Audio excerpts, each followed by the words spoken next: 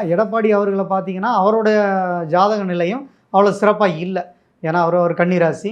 So அவருக்கும் வந்து கண்டச்சனி காலம் 7ஆம் இடத்துல சனி நிற்கிது. அதே மாதிரி பார்த்தீங்கன்னா இவருக்கும் அடுத்து வரக்கூடிய உத்திரட்டாதி நட்சத்திரத்தில் போகிறப்ப சனியின் பிடிக்குள்ளே போகிறாரு. அப்போ இவர் ஏதோ ஒரு விதத்தில் அடுத்தவங்க பிடிக்குள்ளே மாட்டித்தான் ஆகணும். ஓகே. அப்போ ஏதாவது ஒரு வளையத்துக்குள்ளே அவர் கண்டிப்பாக மாட்டிக்குவார்.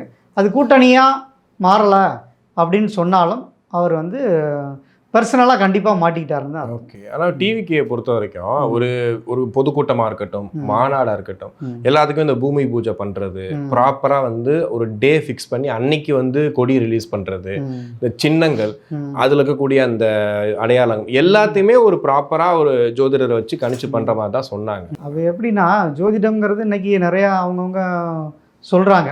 எப்பயுமே ஒரு பில்டப் பண்ணால் தான் அந்த ஜோசியர் பிரபலம் ஆவார். ஆனால் வந்து இவங்க ஆரம்பித்தது அஷ்டமியில் ஆரம்பித்தாங்க. ஸோ அதுவே ஒரு தவறானது தான். கட்சி ஆரம்பித்தது அஷ்டமி அப்படிங்கிறப்ப ராசிக்கு அது வந்து 7-8க்குரியவன் தான் வந்து சனி.